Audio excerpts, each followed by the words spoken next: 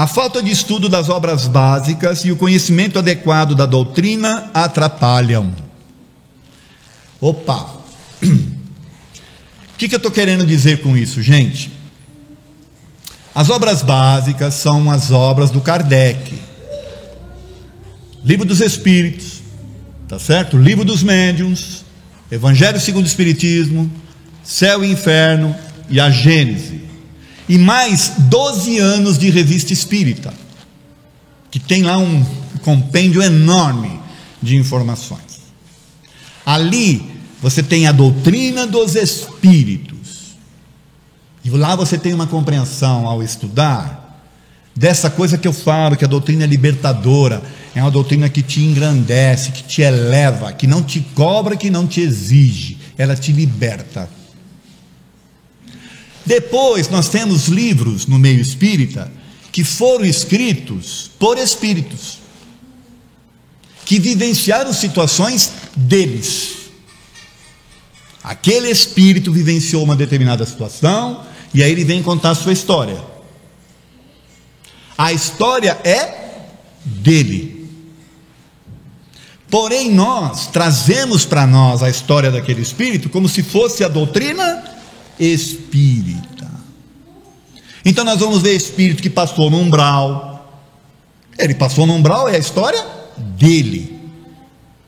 Eu preciso passar no umbral? A não ser que eu queira ir junto com ele.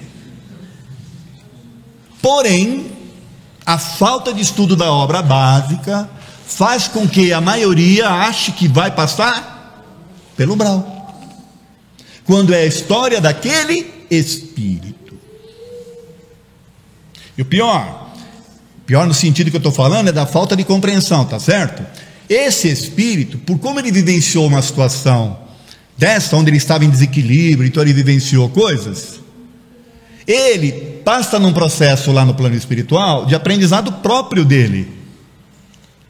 E aí a gente transforma aquilo como se fosse nosso aprendizado. E não é. Eu não preciso disso. Então ele lá, por exemplo, precisou se alimentar, ele tem sentimentos que a gente é quase que humanos, quando na verdade agora ele está só usando um corpo espiritual. Tá certo? O corpo espiritual, pelas obras básicas, não precisa de nada disso. Mas nós nos ligamos na história do outro. Por isso que o estudo é de extrema importância. Por isso que eu estranho ver o sofrimento no meio espírita baseado nessas ideias. Ideias de um espírito, não ideias da obra básica como um todo.